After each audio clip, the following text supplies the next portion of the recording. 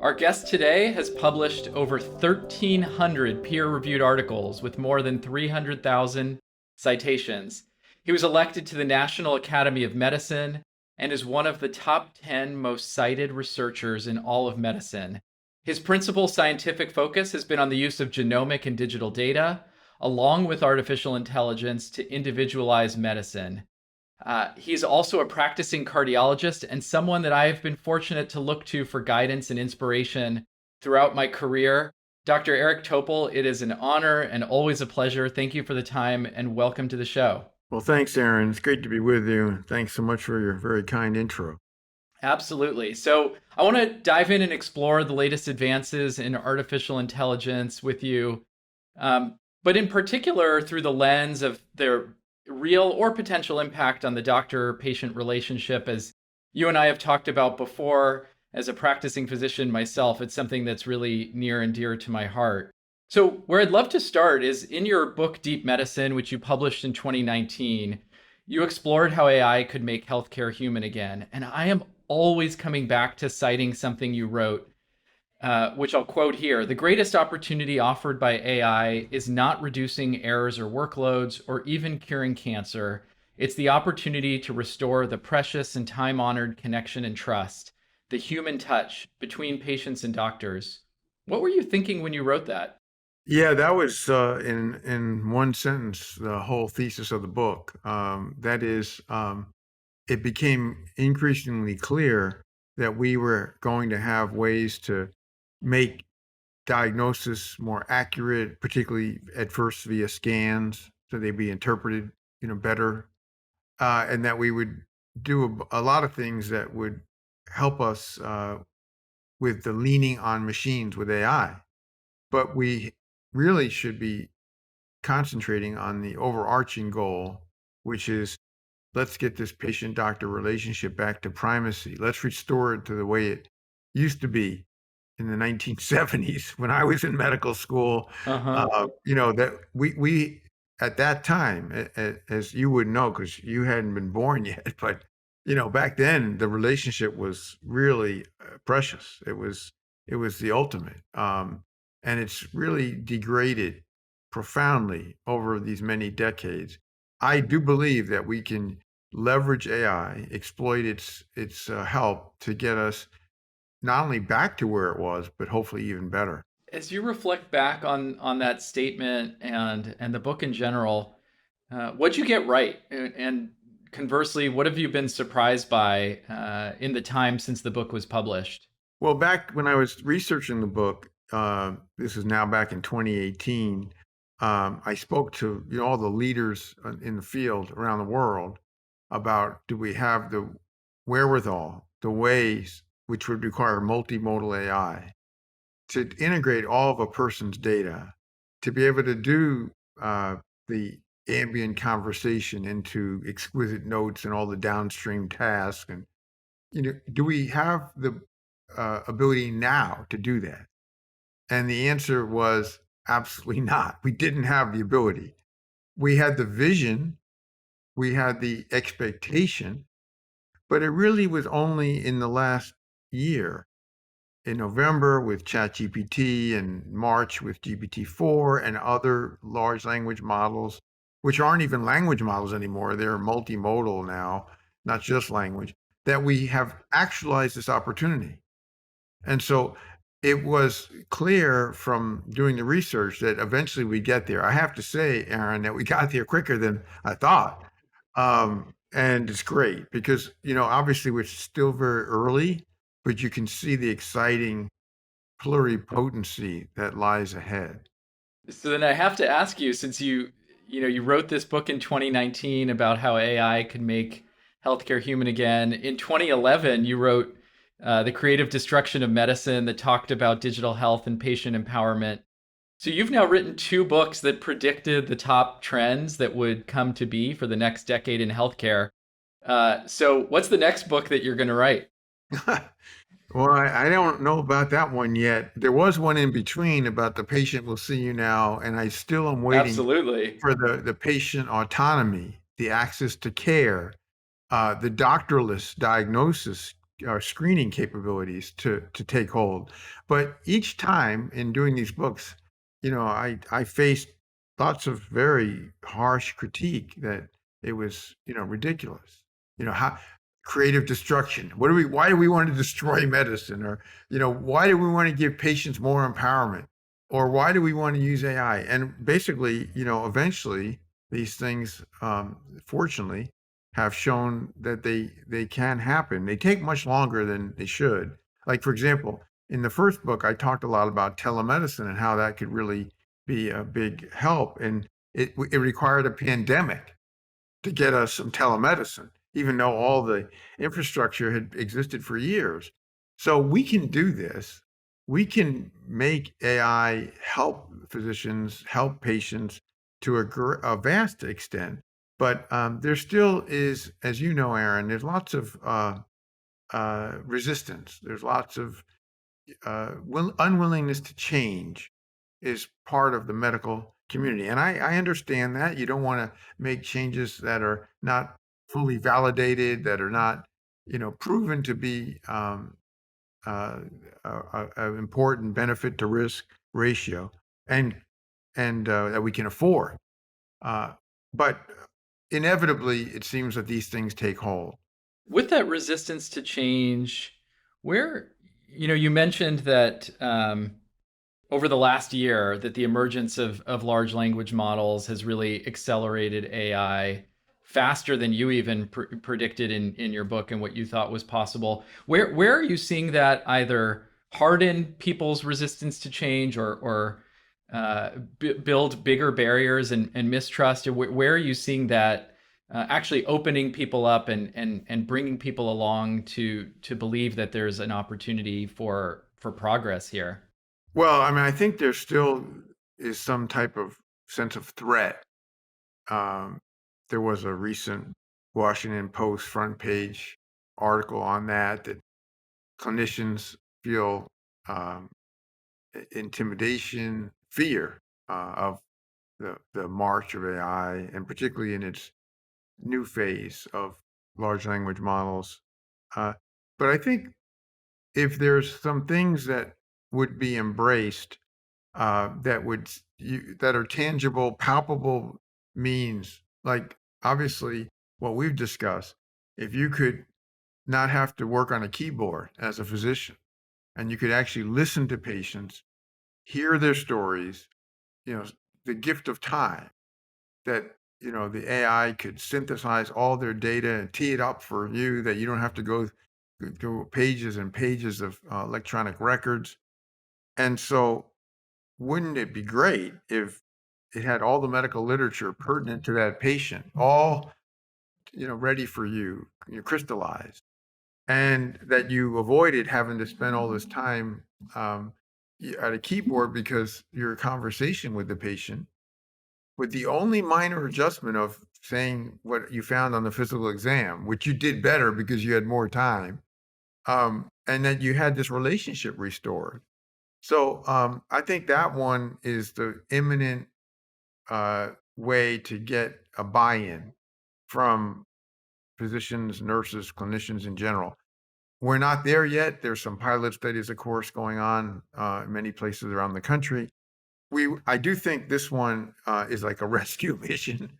Um, I think, as I've seen it in my own practice in cardiology, it can be of enormous boost for morale, um, just because so much is on automatic, and you get to review it, but you haven't had to go through all the data clerk hassles Mhm. and time. And if we get to having more time with patients, that's where I think it all begins to bring back the humanity in medicine that has largely, unfortunately, escaped us. And why we went into medicine in the first place. And $100%.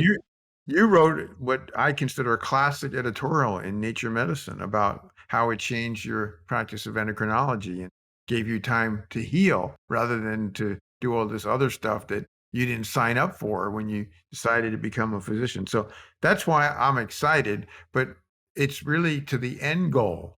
It's not, this is just a step along the way to get us this, restoration of the humanity in medicine. Yeah, I think you and I have always been so aligned on that front that the question often gets raised of how, of course, like importance around safety and how can we trust these models, and you know the fear of change in practice. And I think there's also the question of how can we afford not to? I mean, practice is overwhelming people. They're feeling burdened.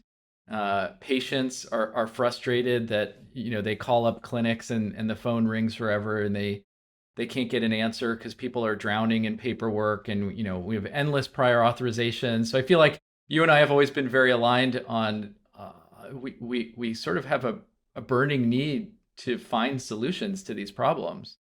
Right. No, I totally agree. I don't know of another solution in sight, Aaron.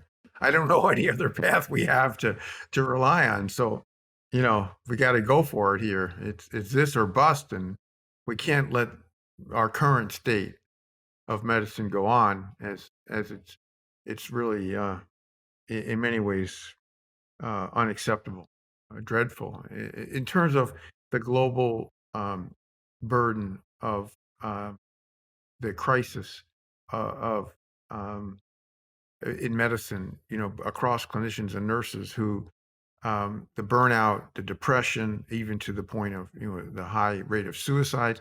We just can't that no less as you mentioned the patient side, which is even a bigger issue. So we've got to get this fixed, and if somebody knows a better way, please let me know. Right. And so how, I mean, given the that underlying foundation of we I'll restate that. Um, Given that underlying foundation of we need to do this to support our patients, support care teams in avoiding burnout, how do we build trust? Because there is an inherent mistrust, and I think in many cases warranted. Right, technology has made many missteps along the way. We've seen the negatives from social media and its impacts on health, and so I think people rightfully have fears, concerns, mistrust. So what will it take as we start deploying AI to patients, to clinicians, to start building and earning trust? Well, yeah, that's a critical point, and there's many ways to do that. For one, having compelling evidence from, really high quality research, whether it be randomized trials or other means, which we have a relative shortage of in the field of AI in medicine. Another is for the companies that are making these products, these algorithms and neural networks, that they are transparent and don't hide behind these uh, proprietary algorithms that we never get to see the data. The FDA gives it clearance, not even often a full approval, and then we're supposed to entrust that and never having seen that it works. And often these are based on small retrospective studies. Um, what I like about the patient encounter, um, because it's all recorded, that any patient could quickly go back to the actual audio file or the transcript and see what the doctor said, or the patient can go, or the clinician can say, so that it's trust is pretty good when you have the raw data, and you're either the patient having been seen and you're confused about what was discussed, or the physician.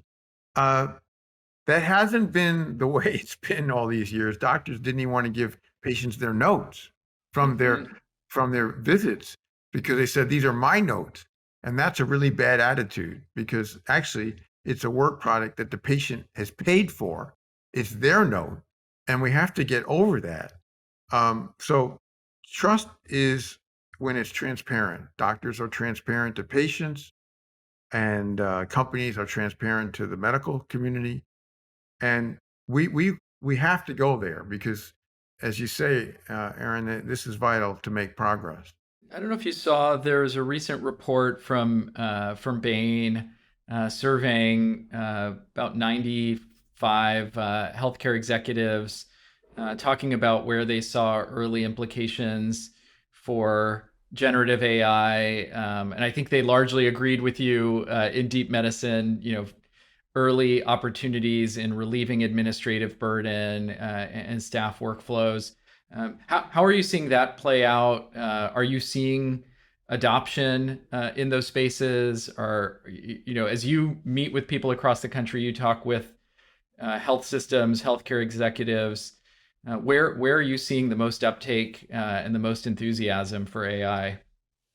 Yeah, well, uptake is certainly most, which isn't saying a lot, but it's most in these back office operations, whether it's for reviewing charts for billing and streamlining, reducing personnel burden for administrative functions. That's kind of where we are right now. There was a recent New England Journal of Medicine review on that, or special article.